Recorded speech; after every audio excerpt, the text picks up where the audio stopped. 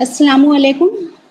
Myself, Dr. Shabista Fatma Tayyabi, PG Scholar, Mayatul Imraz.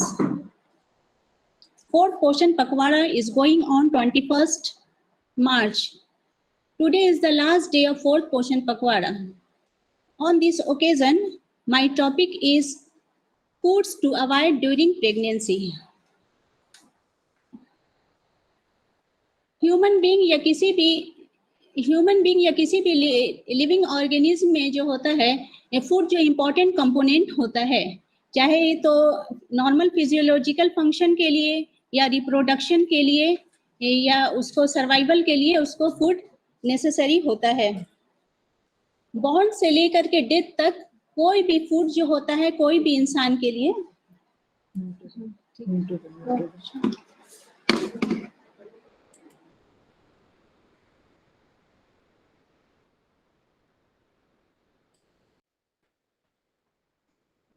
Microphone on है तो sir.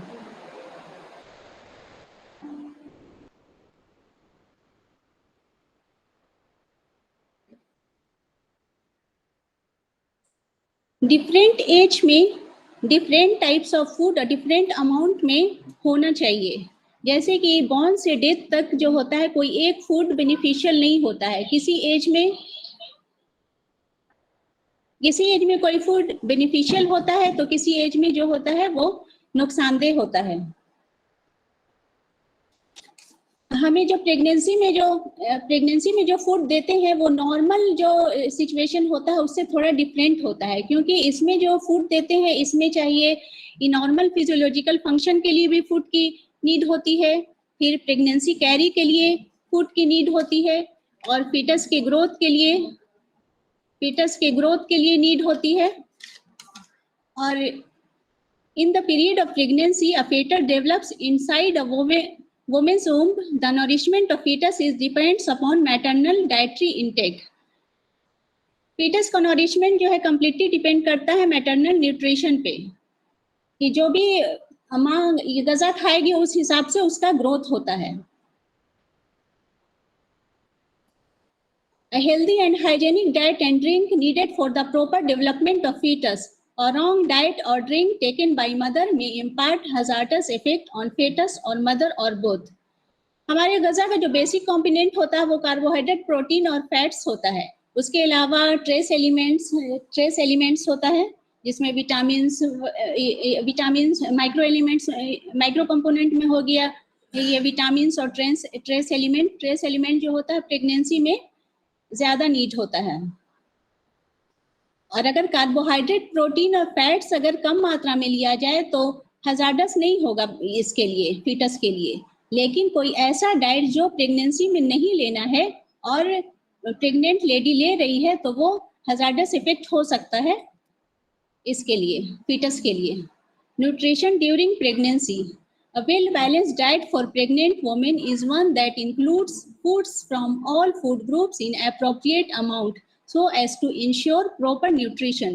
Proper nutrition ensures that all essential nutrients, carbohydrate, fat, protein, vitamins, minerals and water are supplied to the body to maintain optimal health and well-being. Pregnant lady को ऐसा ग़िज़ा देना चाहिए जो उसको सब चीज़ की नीड है, जैसे मैक्रो न्यूट्रिएंट्स की भी रिक्वायरमेंट जितना है उसको मिलना चाहिए, माइक्रो न्यूट्रिएंट्स का भी जितना रिक्वायरमेंट हो मिलना चाहिए। इसमें आयरन सप्लीमेंट थोड़ा बढ़ा देना चाहिए। Good nutrition is essential for normal organ development and functioning, normal reproduction, growth and maintenance, for optimum activity level and working efficiency, for resistance to infection and disease, and for the ability to repair bodily damage or injury. Foods to avoid. ऐसा food नहीं लेना चाहिए जिससे pregnancy miscarriage हो जाए या food poisoning हो जाए या हार्मोन इम्बैलेंस हो जाए, या हार्मोन इम्बैलेंस होने से मिसकैरेज हो सकता है। हार्मफुल फॉर अनबॉर्न बेबी, मतलब फीटस के लिए जो हार्मफुल हो वो फूड उससे अवॉइड करना चाहिए। Effect of incorrect diets on foods. Incorrect diet से क्या होता है foetus, effect of incorrect diets on foetus. Foetus पे क्या होता है, इनकरेक्ट डाइट लेने से क्या होता है, मल नॉरिशमेंट होता है, ग्रोथ रिटार्डेशन हो सकता है, अबॉर्शन हो सकता है, प्री मैच्योर डिलीवरी हो सकता है, टेराटोजेनिक इफेक्ट हो सकता है, स्टिल बर्थ हो सकता है। Effect of incorrect diets on gravida. Incorrect diet से प्रेग्नेंट लेडी पे क्या होता है, माल नॉरिशमेंट हो जाएगा, प्रेगनेंसी कॉम्प्लिकेशन हो सकता है, इसमें कई तरह का हाइपरटेंशन, डायबिटीज वगैरह हो सकता है, पोस्टमार्टम कॉम्प्लिकेशन हो सकता है। Foods to avoid, sea food that contains mercury, avoid shark, swordfish and marlin और keep the intake to an absolute minimum. Uncooked or partially cooked meats, uncooked shellfish, this is due to risk of bacterial or viral contamination which can cause food poisoning. Sea food से परहेज करना चाहिए, avoid करना चाहिए कि इसमें थोड़ा mercury होता है, इसके वजह से वो हजार्डस इफेक्ट करता है फीटस पे। यहाँ तक कि पटना के भी जो मछली जो होता है, गंगा वगैरह में मछली, उसमें कैडमियम पाया जाता है जो हजार्डस इफेक्ट हो सकता है फीटस के लिए।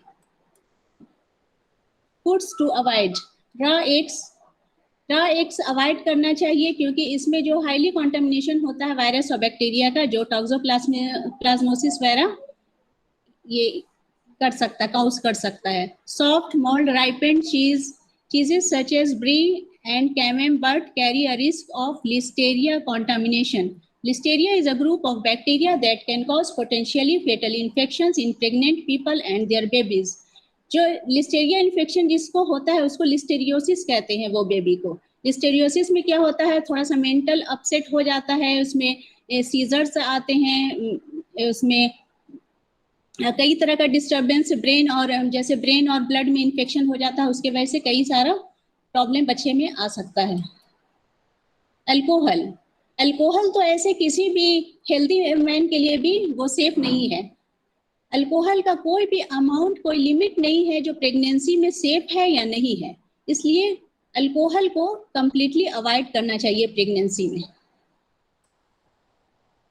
Caffeine, consuming too much caffeine during pregnancy is associated with an increased risk of miscarriage, fetal development issues and a low birth weight.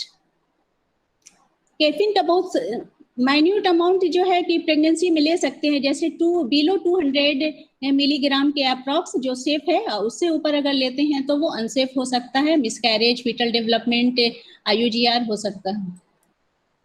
Pineapple, eating pineapple during pregnancy is not good, so resist yourself from consuming pineapple during pregnancy. Pineapple are rich in bromelain which can cause the softening of the cervix leading to early labor. Pineapple में जो होता है bromelain होता है, जिसमें जो होता है वो सर्विक्स को सॉफ्ट कर देता है और अर्ली लेबर हो जाता है, जिसके वजह से मिसकैरेज या डिलीवरी हो सकता है। Papaya, the seeds of papaya in the parasite killing as well as supplements containing papain enzyme should be avoided during the third and final trimester of pregnancy. For this reason, papaya is in list of foods to avoid during pregnancy. ऐसे papaya तो नुकसान नहीं है pregnancy में, लेकिन इसके seeds जो है, उसके सीड्स में जो होता है, जो सीड्स में जो होता है वो एंटी हेलमेंथिक होता है, परगेटिव होता है, जो नुकसान हो सकता है फीटस के लिए, इसलिए सीड्स ऑफ पपाया को अवॉइड करना चाहिए।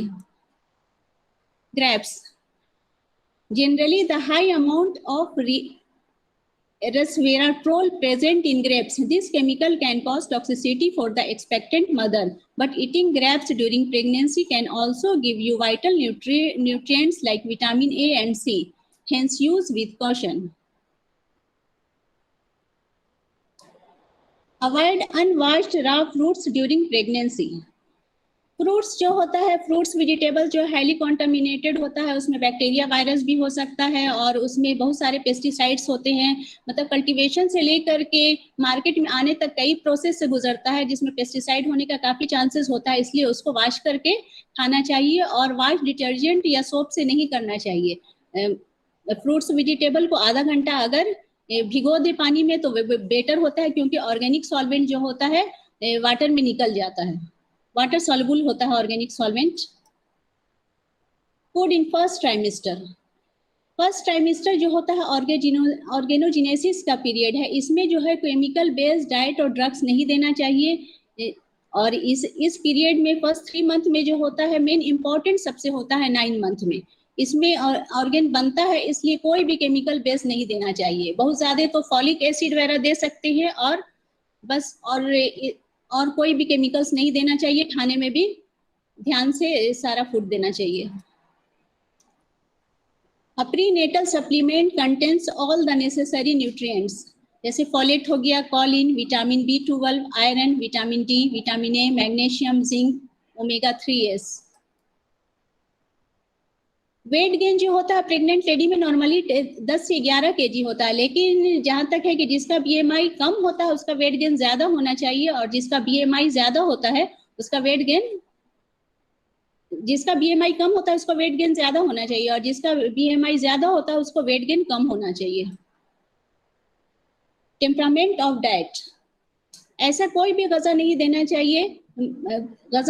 चाहिए, जिससे एक्सेस हरारत, एक्सेस बरूदत पैदा हो, उससे अवॉइड करना चाहिए। 4th ग्रेड का हार और बारिद मिजाज की दवाई और डाइट नहीं देना चाहिए, उससे परहेज करना चाहिए। The diet or drugs of 3rd grade of har or barid temperament should be taken under supervision of doctor. Abortive purgative diuretic, diet and drugs with property of mukrije janin wa mushima is contraindicated in pregnancy.